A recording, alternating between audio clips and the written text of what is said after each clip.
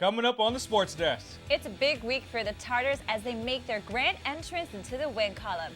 West also showed no mercy against Inglewood under the Friday night lights. Plus, we check out the league matches going down on the volleyball courts. We'll reveal which squads dominated. And then we'll hit up El Camino for some soccer action. And we'll introduce you to the player of the week. It's about to go down. Let's get it, Torrance. The Sports Desk starts right now.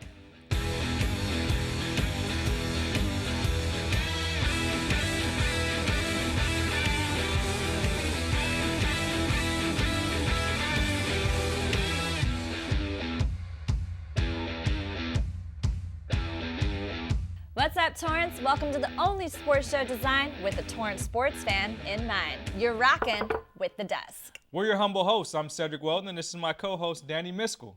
All right, let's talk some sports, shall we? Let's do it. We're going to kick the show off with a victory coming from the Tartars of Torrance High. But you know what's coming first. That's right, those fans in the stands. And I got to give a shout out to my man, Elliot Gallegos. Everyone was chilling at the halftime, and I just had to walk up to him, and I was like, can you please help a sister out? He literally got that entire section to stand, and it was electrifying. By the way, we've got Instagram handles of all your famous Torrance celebrities coming up, so make sure you pull out your phones and follow them. And also make sure to follow us as well at the Sports Desk TV. Sorry, shameless plug. All right, let's check it out. We're the Tartars, and you're watching the Sports Desk.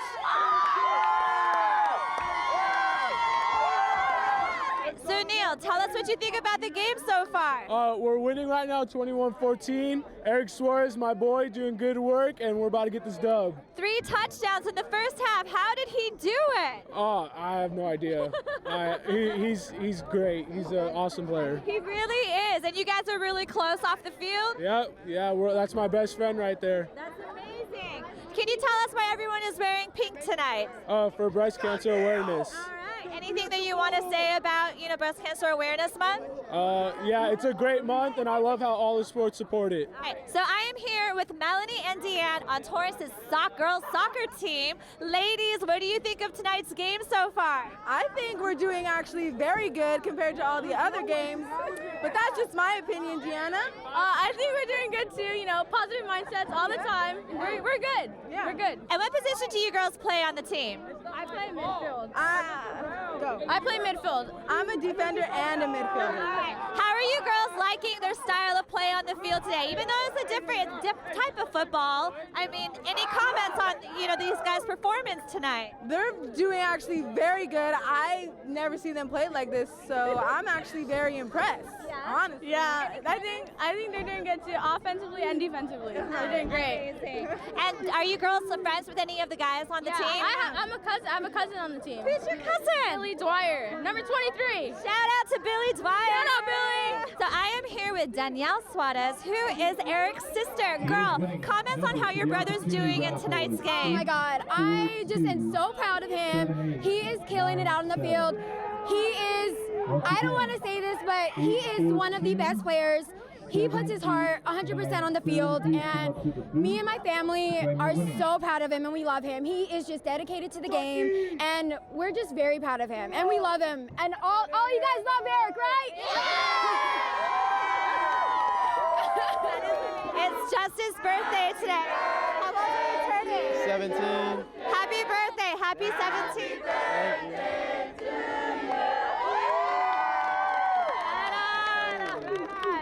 How does 17 feel so far, Justin? It feels good. Yeah. And doesn't it feel good to see your home team winning on your birthday? You're bringing them good juju, don't you think? Finally, man. It's good to see you guys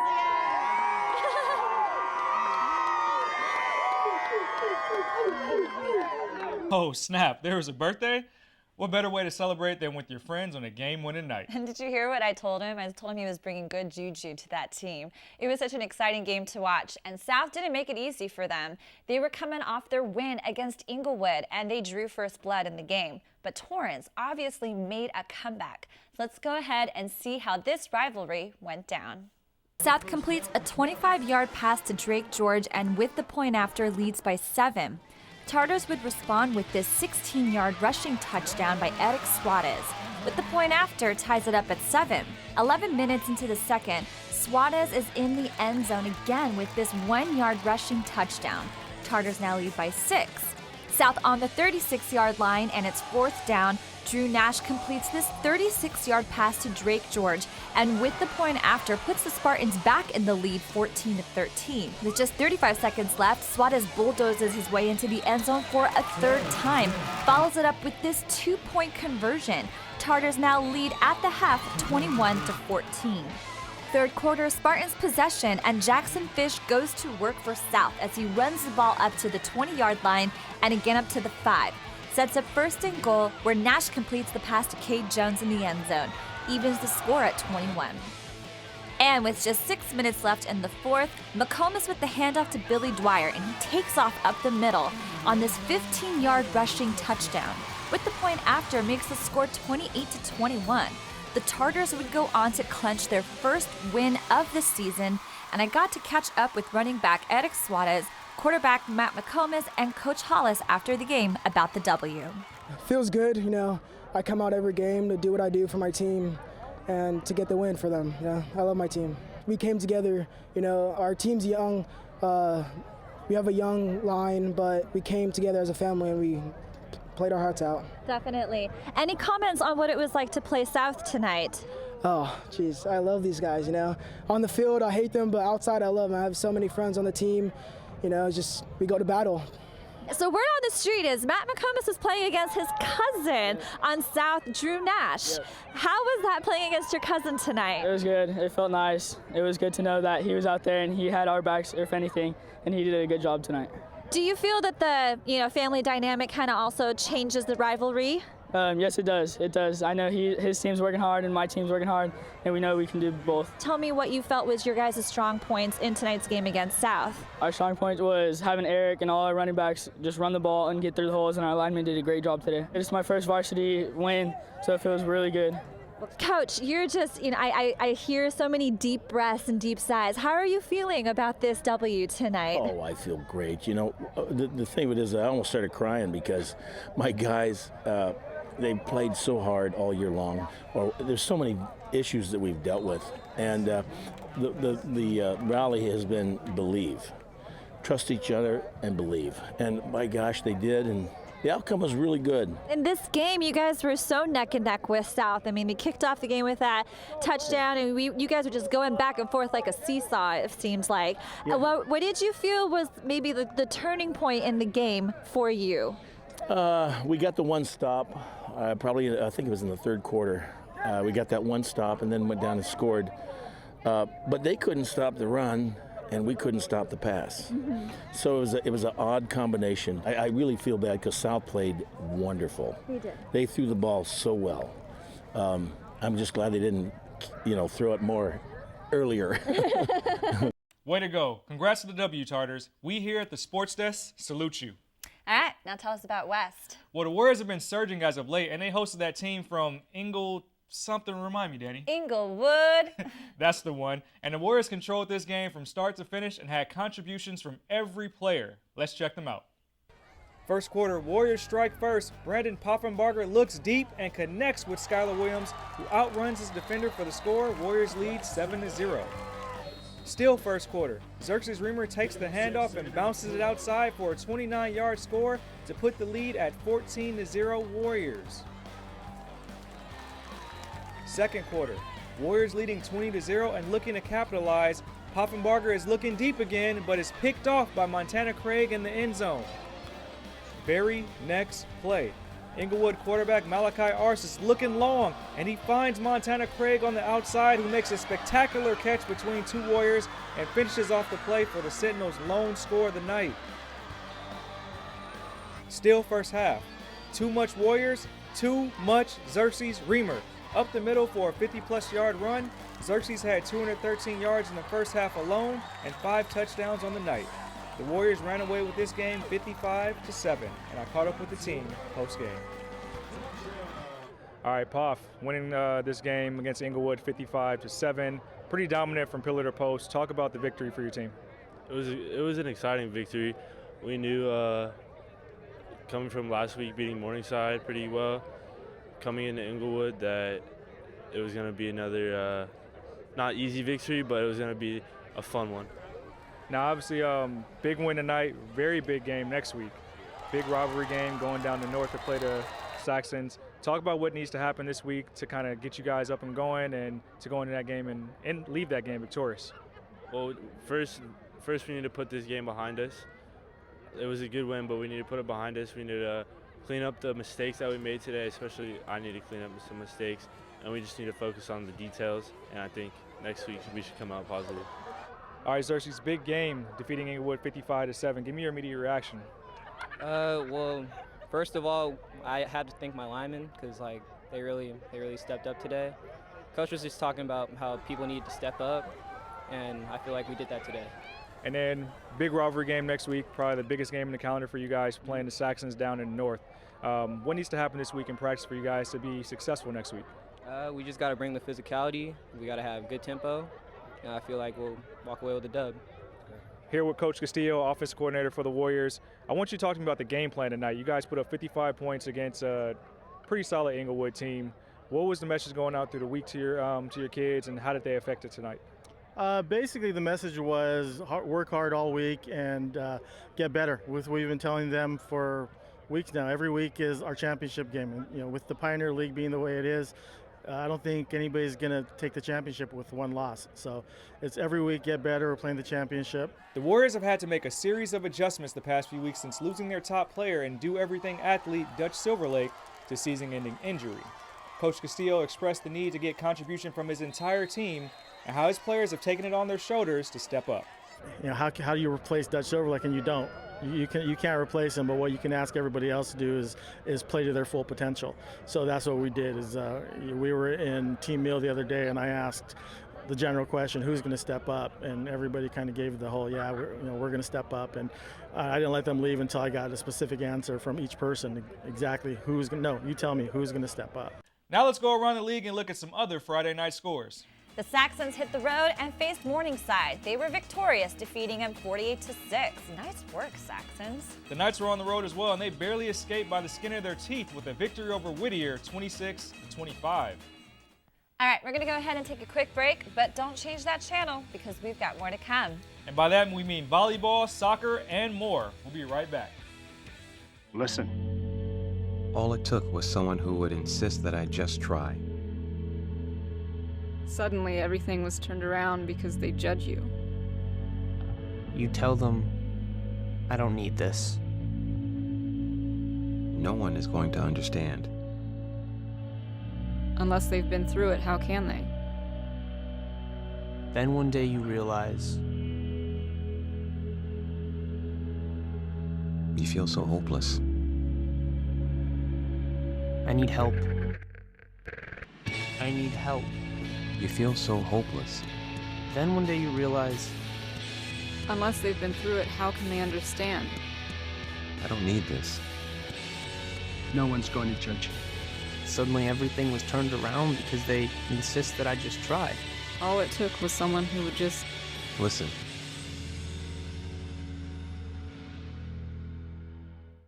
Welcome back, everyone. I'm your host, Cedric Welton, and this is my co-host, Dani Miskell. Dani, you ready to serve it up? Yes, let's hit the courts and check in with our girls at South, who battled it out against Torrance. Looks like it was a close game. Sports reporter Anthony Chardelli gives us all the deets.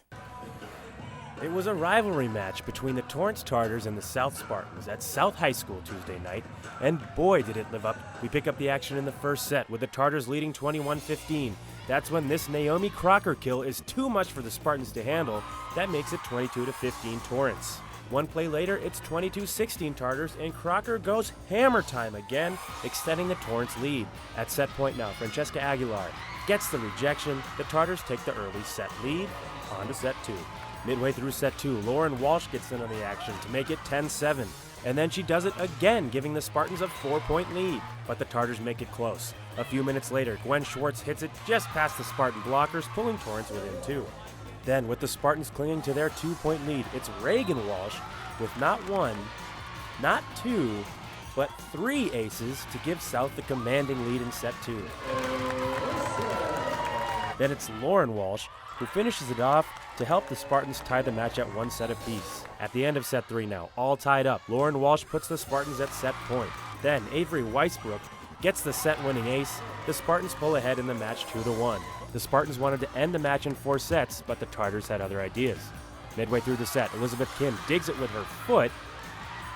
The rally continues as South tries to get the point again, but then it's Crocker who gets the point for Torrance. They lead 12-9. Then at 24-21 in the 4th set, Kaylee Baker gets the winner for Torrance, and they are jacked up. But they'd have to win the deciding 5th set.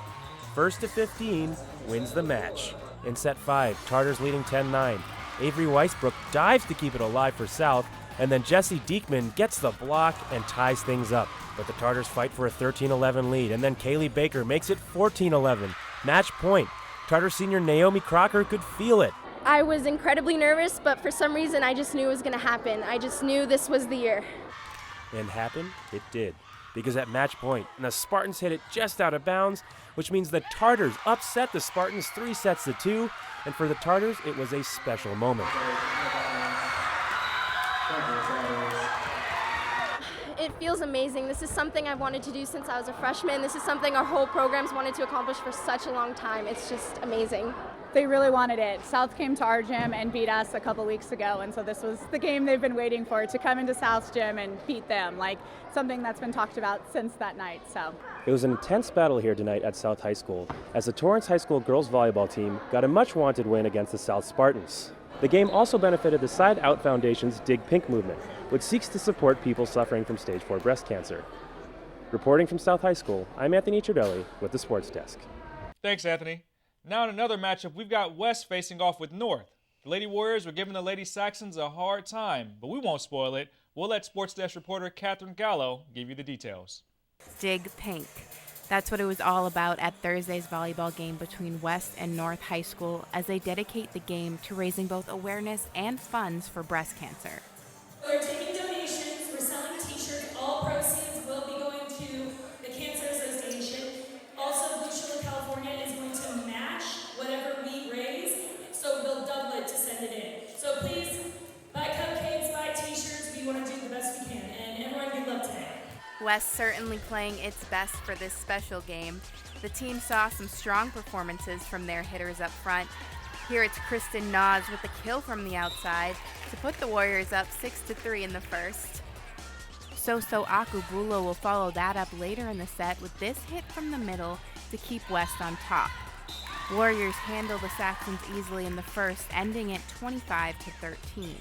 Second set underway now. Akubulo picks up right where she left off, this time with the tip over North's blockers to get the point.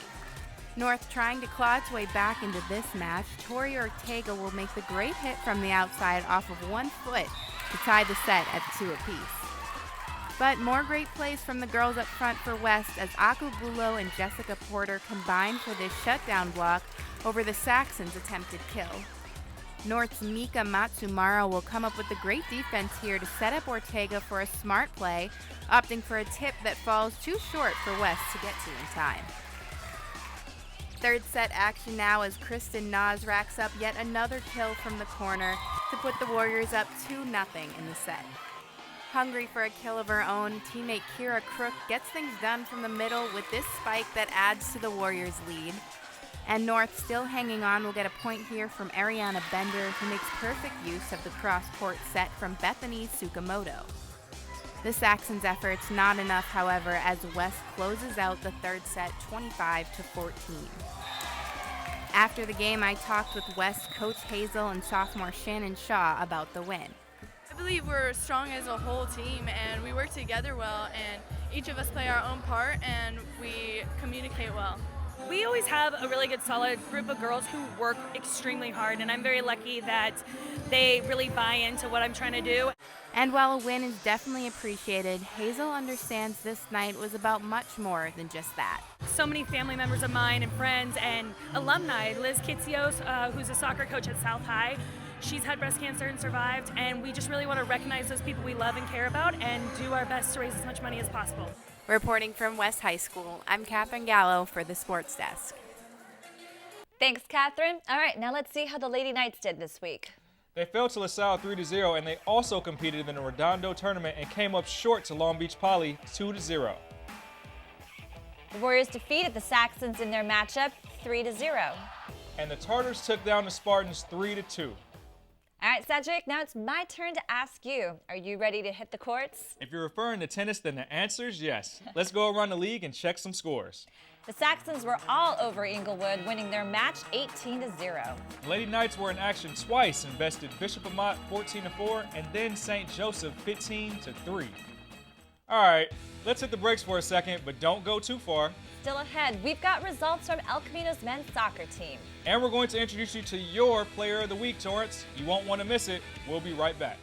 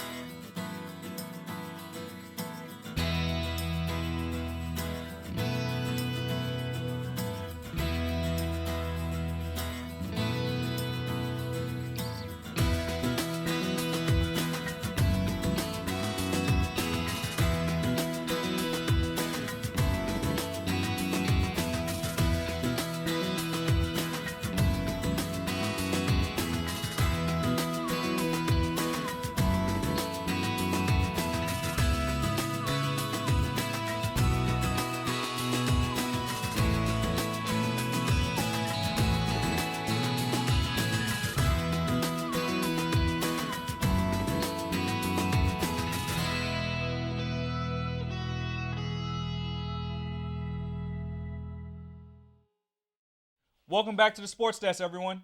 Quick reminder, talk to us. We talk back. On social media, hit us up on Instagram, Twitter, and Facebook, no particular order. Something we love doing is tagging you guys in our live videos, so make sure to message us on either one or all of these platforms so we can shout you guys out. We want to hear from you, Torrance. Share with us your story ideas, send us photos and videos from the games. If there's something that you want featured, let us know, because this is your show after all. Just remember, hashtag the SportsDesk TV. Now let's get into some soccer. The El Camino men have won their last 6 games and matched up against a tough Cerritos team, boasting a record of 7-1-1. They're undefeated in league play as well. This matchup would give the winner the top spot in the South Coast Conference Southern Division standings. And sports reporter Anthony Ciardelli caught the action. The El Camino Warriors had a tall task on their hands at home against a powerful Cerritos Falcons team Friday night.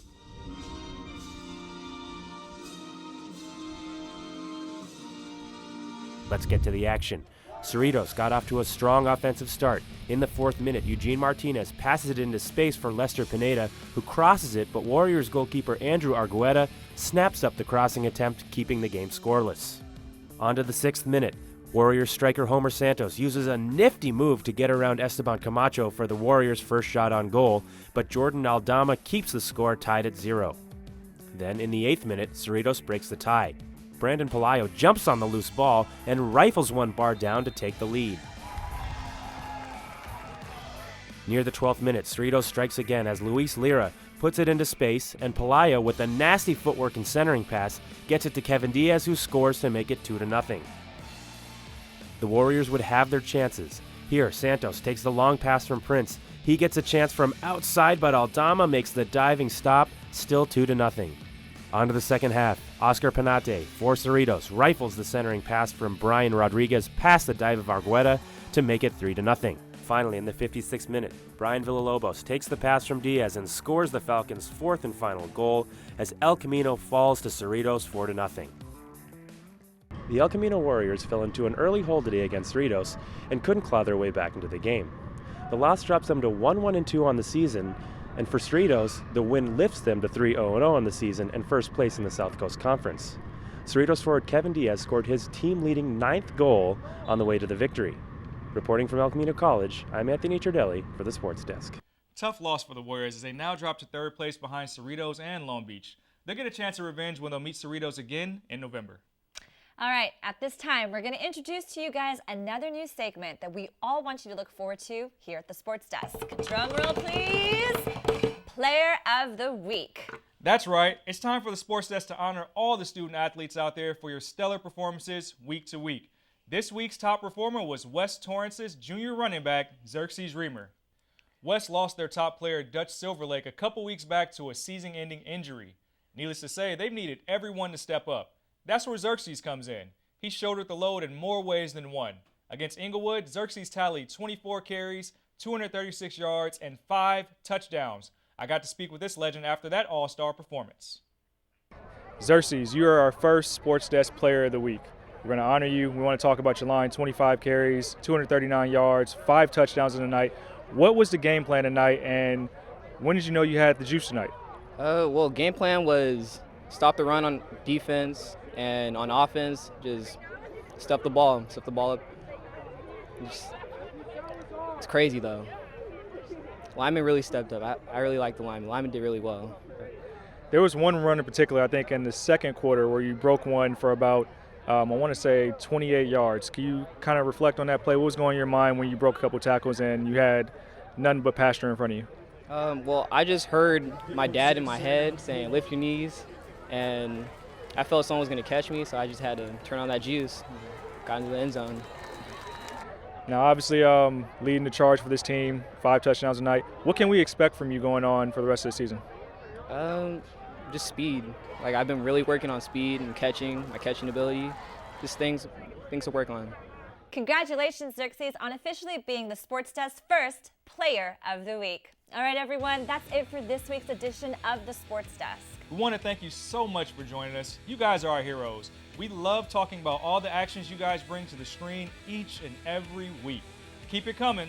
My name is Cedric Welton. And I'm Dani Miskell. Please join us again next week, same time. Same desk, same hosts. Don't forget to follow the Sports Desk on social media. We got Facebook, Twitter, and Instagram. And remember, you can email us too at thesportsdesktv@torranceca.gov. We'd love to hear from you. Yes, and we'll see you guys next week right here on the Sports Desk.